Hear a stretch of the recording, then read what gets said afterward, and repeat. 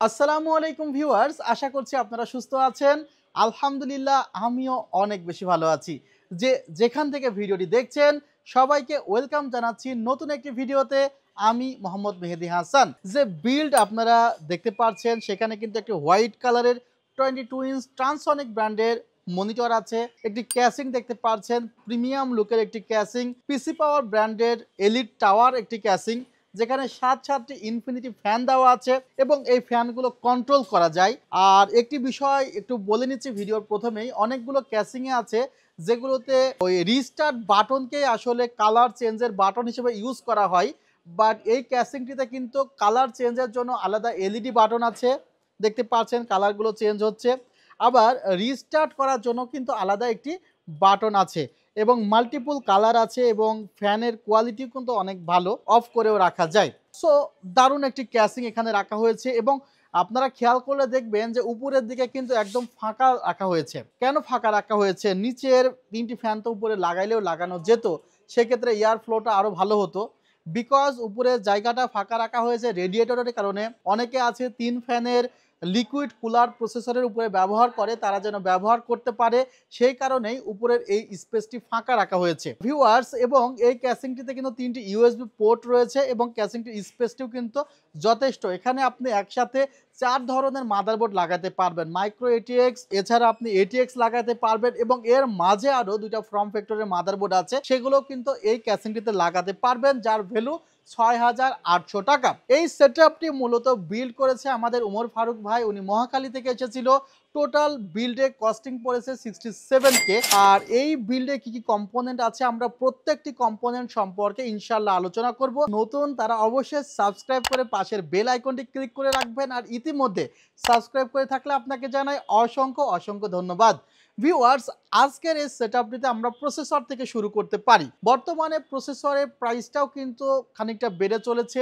5600G প্রসেসরটি দিয়ে এখন বেশিরভাগ পার্সন পিসি বিল্ড করছে। 5700Gর যাদের অনেক সময় টার্গেট ছিল 5700G, 19,000 টাকার প্রসেসর আর আপনার 15,000 টাকার আশেপাশে পাওয়া যাচ্ছে 5600G। তো তারা 4,000 টাকার একটা হিউজ গ্যাপ, এই গ্যাপটি তারা হয়তো বা র্যাম, যাদের একটি র্যাম নেওয়ার কথা ছিল তারা 2টি র্যাম নিচ্ছে, অর্থাৎ ওই 4,000 টাকা পিসিতে তারা অন্যভাবে ইনভেস্ট করতেছে। বিকজ 5600G এবং 5700Gর মধ্যে পারফরমেন্সের ডিফারেন্স মাত্র 2%। ভিউয়ার্স, 3 বছরের রিপ্লেসমেন্ট ওয়ারেন্টি আছে রাইজেন 5 5600G প্রসেসরটিতে। এটি 6 কোর 12 থ্রেডের প্রসেসর, 19 MB ক্যাশ মেমোরি আছে, 2 GB সমপরিমাণ গ্রাফিক্স কিন্তু প্রসেসরটি থেকে শেয়ার হবে।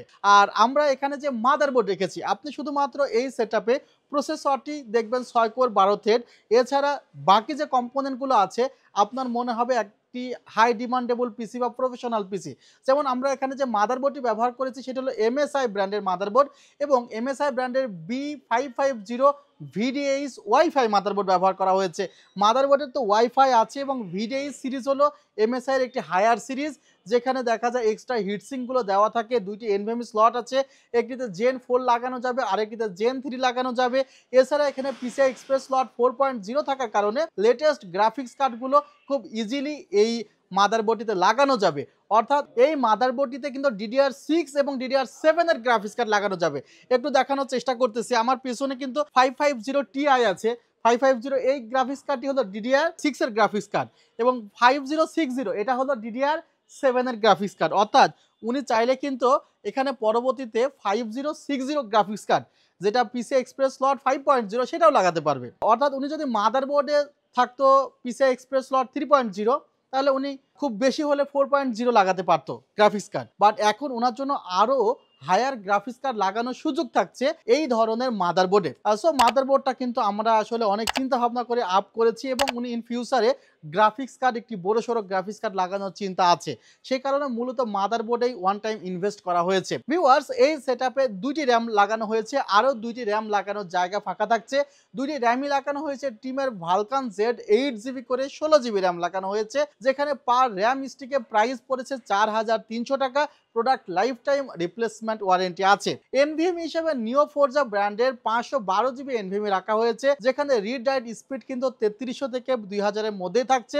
5 বছরের রিপ্লেসমেন্ট ওয়ারেন্টি মূলত যেগুলো তাইওয়ান বেসড ব্র্যান্ড তারাই দিয়ে থাকে। চাইনিজ এনভিএমই গুলোতে 3 বছরের রিপ্লেসমেন্ট ওয়ারেন্টি থাকে। ভিউয়ার্স, নিও ফোরজার কিন্তু পারফরম্যান্সটিও মাশাআল্লাহ আমরা অনেক ভালো পেয়েছি। সেটি কিন্তু এই সেটআপে ইনক্লুড করা হয়েছে। আরো একটি জেন 4 এই সেটআপে ইনক্লুড করা যাবে। ভিউয়ার্স, আমরা ভিডিও প্রথমে বলেছিলাম যে ওমর ফারুক ভাই ইন ফিউচারে অর্থাৎ 2 থেকে 3 মাসের মধ্যেই একটি ভালো মানের গ্রাফিক্স কার্ড লাগাবে।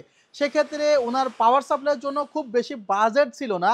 আমরা এখানে ভ্যালুটপের AX700 700 ওয়াটের পাওয়ার সাপ্লাইটি রেখেছি, যে পাওয়ার সাপ্লাইটিতে কিন্তু 4080 পর্যন্ত গ্রাফিক্স কার্ড সাপোর্ট নিবে।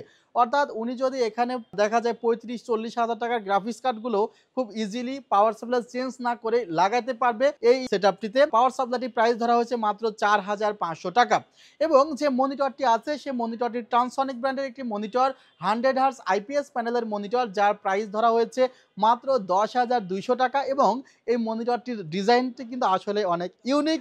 আর কিবোর্ড মাউসটি হয়তোবা অনেকে দেখেছেন, কিবোর্ড মাউস দারুণ একটি কিবোর্ড মাউস রাখা হয়েছে, যেখানে কিবোর্ডে এক্সট্রা ভলিউম বাটনও রয়েছে। আর কিবোর্ডটি কিন্তু দেখতে কিছুটা মেকানিক্যাল ফ্লেভারের মতো, বাট দাম খুবই কম। মাত্র 1800 টাকায় কিন্তু কিবোর্ড মাউসটি এই সেটআপে থাকছে। ভিউয়ার্স, টোটাল সেটআপটি আমাদের 67K পড়েছে। এই বাজেটের মধ্যে সেটআপটি কেমন হয়েছে অবশ্যই কমেন্টসে জানাবেন। আর যারা আমাদের ঠিকানায় আসতে চান, New Elephant Road, Subhash Orchid, ICT Bhaban, level 7, 703-4 728 40। ভিডিওটি এই পর্যন্ত দেখার জন্য আপনাদেরকে অসংখ্য ধন্যবাদ।